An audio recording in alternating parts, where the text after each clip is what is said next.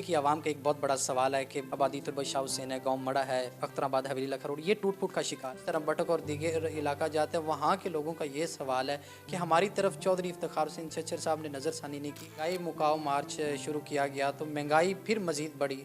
तो उस वक्त महंगाई मुकाओ मार्च का तो कोई लाएअमल ना बना कि किसानों को क्या पैकेज। आपको पाकिस्तान तहरीक इंसाफ की टिकट दी जाती है तो क्या आप वसूल करेंगे? आप समझते हैं कि शहर बसीरपुर के लिए आपने एफर्ट की है, ने आज़ाद उम्मीदवार के तौर पे इलेक्शन लड़ा, तो ये कैसे पाकिस्तान मुस्लिम लीग नून को ज्वाइन किया? अस्सलाम वालेकुम, आपका होस्ट मुनीर अहमद भट्टू आपकी खिदमत में हाजिर है और आप देख रहे हैं फोकस पाकिस्तान।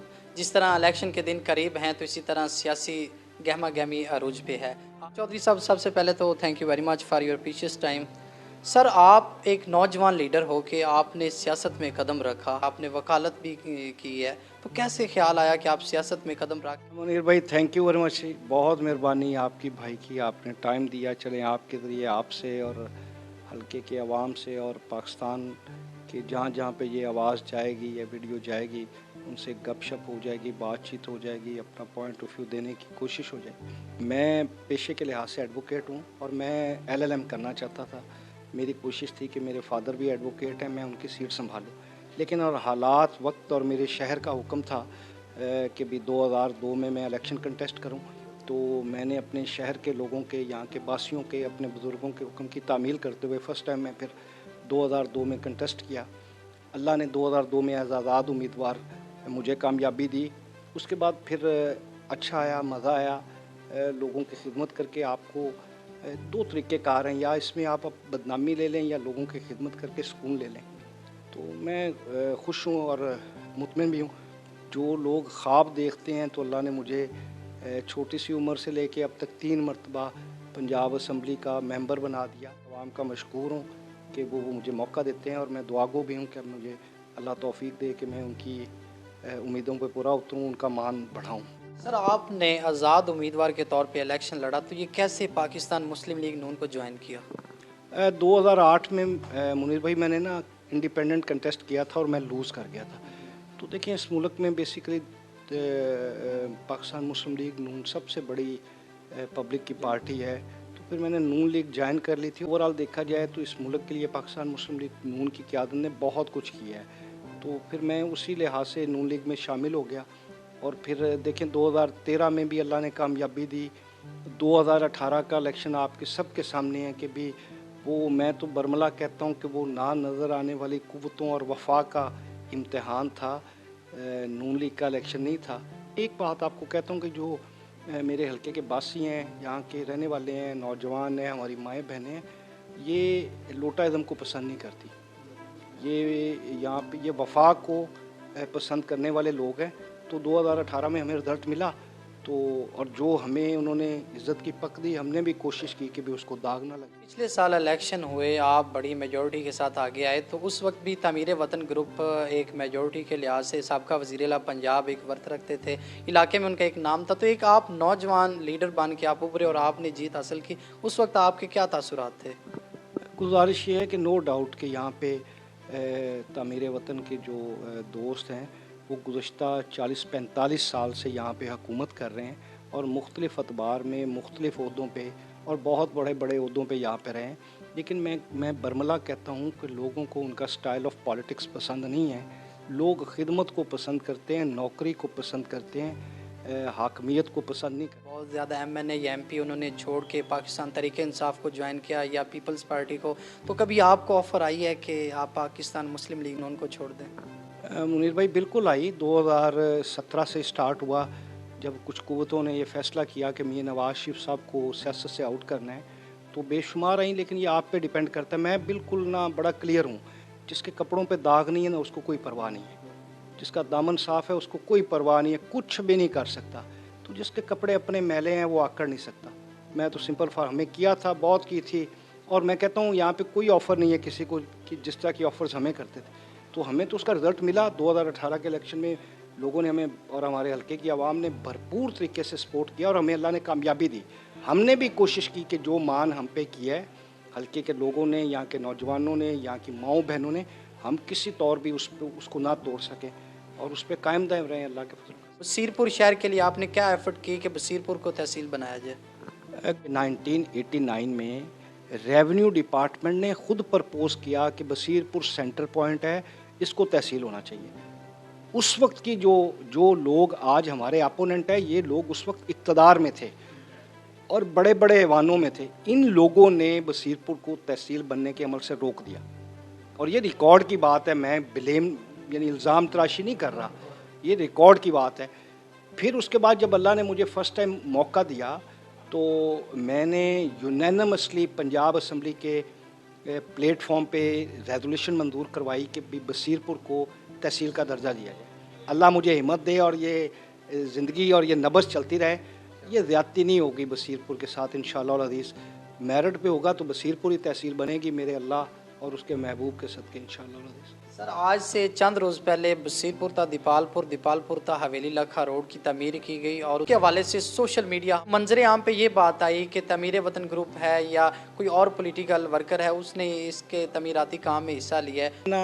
अपने जितने भी देखने वाले मैं उनको कहता हूँ कि आप सालस ये 2018 का पहला जो बजट पास किया था वो तहरीक इंसाफ की गवर्नमेंट ने किया था। 2018 2019 का जो बजट पास किया था वो पीटीआई की गवर्नमेंट ने किया था। 2020 का बजट पास पीटीआई की गवर्नमेंट ने किया था। 2022 का बजट पास किया है हमजा शहबाज शरीफ साहब की गवर्नमेंट। ये 18, 19, 20, 21 किसी एनुअल डेवलपमेंट प्रोग्राम में ले आए कि भी दीपालपुर बसीरपुर रोड और दीपालपुर हवेली की इंडक्शन है, हम मान जाएंगे कि बिल्कुल इन्होंने किया है। फिर मैं एक और भी कहता हूँ, ये कोई डॉक्यूमेंट्री सबूत ले आए, मैं प्रैक्टिकली आपको हर किस्म का डॉक्यूमेंट्री सबूत देने के लिए तैयार हूँ कि ये हमजा साहब की मेहरबानी है, मियाँ मोइन भट्टू साहब, मियाँ नूरुल अमीन नासिर साहब और आपके इस खादम की एफर्ट है और किसी का कोई माइनस भी अमल दखल नहीं है।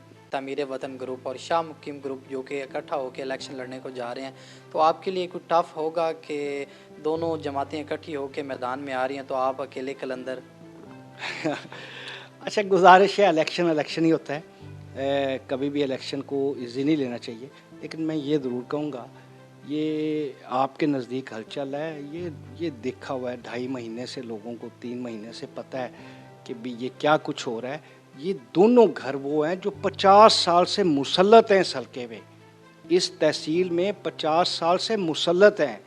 तो पब्लिक इनसे पूछेगी तो सही कि भाई 50 में आपने क्या यहाँ पे गुल खिलाए हैं जो आप इकट्ठे होकर खिला लेंगे। तो इस वजह से हमें तो माइनस टेंशन नहीं है, जी बिस्मिल्लाह आएँ, तगड़े होकर इलेक्शन लड़ें, हम भी लड़ेंगे और इंशाअल्लाह अज़ीज़ आज के दिन आपको बता रहा हूँ ये बदतरीन शिकस्त इनको होगी दोनों को इंशाअल्लाह अज़ीज़। अच्छा सर, अब फिर आपको ऑफ़र की जाए, क्योंकि जिस तरह अभी भी पॉलिटिशियन हैं जो आज़ाद उम्मीदवार थे वो अभी कहते हैं कि हमें पाकिस्तान तहरीक इंसाफ की टिकट मिले और हम मैदान में हैं, अगर आज आपको पाकिस्तान तहरीक इंसाफ की टिकट दी जाती है तो क्या आप वसूल करेंगे? सर आज नहीं, जिस दिन मुझे ये नौबत आएगी मैं सियासत छोड़ दूँगा।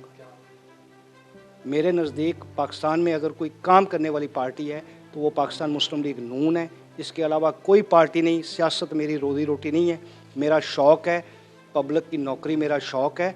तो जिस दिन ये नौबत आया कि मैंने पीटीआई ज्वाइन कर ली, मेरे पास अल्लाह ने मुझे बहुत खूबसूरत एक लॉ फॉर्म दी हुई है, मैं काला कोट डाल के अपने चैम्बर में बैठ जाऊँगा और सियासत को खैरबाद कह दूँगा। नंबर हल्के की आवाम का एक बहुत बड़ा सवाल है कि बाईपास से लेकर जो जुल्फ़िकार बख्श है यहाँ तक रोड बनाया गया, आगे जो आबादियाँ हैं, आबादी तुरबा शाह हुसैन है, गाँव मड़ा है, अख्तराबाद हवेली लखा रोड, ये टूट फूट का शिकार है। अच्छा, ये बड़ा ना आपने रेलिवेंट क्वेश्चन पूछा, मैं शुक्रिया अदा करता हूँ आपका। अच्छा, मैं ऑन ओथ आपसे बात करूँगा। मुझे और नूरुल अमीन साहब को हमजा शहबाज शरीफ साहब ने बुलाया जब उनकी गवर्नमेंट आई। उनकी मेहरबानी, पार्टी हमेशा प्यार करती है, कायदीन प्यार करते हैं, वो हमें एडजस्टमेंट देना चाहते थे। तो मैंने मियां मोइन साहब ने और नूरुल अमीन साहब ने हमने पहले फैसला किया था कि भी हमने कोई एडजस्टमेंट नहीं लेनी, हमने हल्के के लिए फ़ंड लेने, क्योंकि उस वक्त टाइम बिल्कुल कम था। ये दोनों स्कीमें एडीपी का हिस्सा बन गई। 2.25 अरब रुपया मुझे दिया, 2.25 अरब रुपया नूरुल अमीन साहब को फंड्स की शूट में और 2.25 अरब मियां मोइन भट्टू साहब को हमजा साहब ने, और उसकी ब्लॉक एलोकेशन होगी।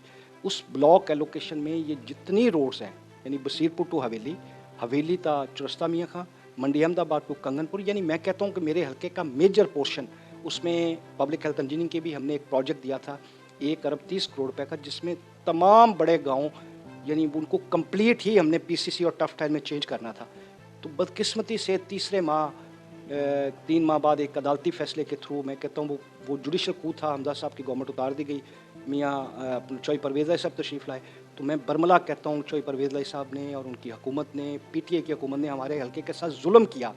यहाँ के पैसे उठा के उन्होंने जो ब्लॉक एलोकेशन में पैसे रखे हुए थे वो यहाँ से गुजरात, मंडी दाउन, मंडी बहाउद्दीन और चकवाल लेके चले गए। के अलावा जो इलाके हैं बसीरपुर के, जिस तरह बटक और दीगर इलाका जाते हैं, वहाँ के लोगों का ये सवाल है कि हमारी तरफ चौधरी इफ्तिखार हुसैन चच्चर साहब ने नज़रसानी नहीं की, उनके हवाले से क्या पैगाम देंगे? देखिए, उन भाइयों की बिल्कुल बात ठीक है, मैं तो इस बात का कायल हूँ कि भी जो बात ठीक है उसको माननी चाहिए, लेकिन गुजारिश ये है कि तमाम चीज़ें वसाइल के साथ है।